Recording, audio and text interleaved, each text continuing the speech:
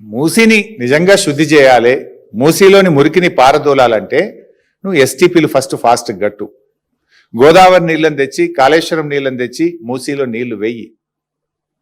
మూసీలో కలుస్తున్న industries ఏవైతున్నాయో, కలుషిత నీరు వదులుతున్నటువంటి పరిశ్రమలను గుర్తించి వాటిని షిఫ్ట్ చేసేయడానికి ముందు ప్రయత్నం చెయ్యి. ఇది చేయకుండా ఇవాళ 10,017 ఇండ్లు కూలగొడతా అని చెప్పి ఇది గవర్నమెంట్ ఇచ్చిన గెజిట్ నోటిఫికేషన్.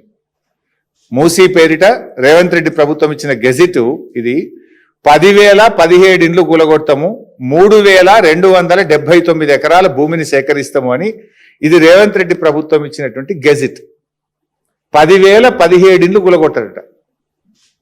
10,017 ఇండ్లు అంటే ఎన్ని లక్షల జీవితాలు కదా. ఒక్కొక్క ఇంట్లో 5-10 మంది ఉంటారు. ఒక్కొక్క ఇల్లు 3 అంతస్తులు ఉంటుంది. ఫస్ట్ ఫ్లోర్లు ఉంటారు, సెకండ్ ఫ్లోర్లు ఉంటారు, థర్డ్ ఫ్లోర్లు ఉంటారు. 1,00,000 జీవితాల్ని కూలుస్తా అంటున్నావు నువ్వు. ఇప్పటికే హైడ్రా పేరు మీద 1,00,000 జీవితాలు కూల్చినావు. ఇప్పుడు మూసీ పేరు మీద ఇంకో 1,00,000 జీవితాలు కూల్చడానికి నువ్వు తయారైనవు. It is the government gazette, నేను చెప్తలేను. 10,017 ఇండ్లు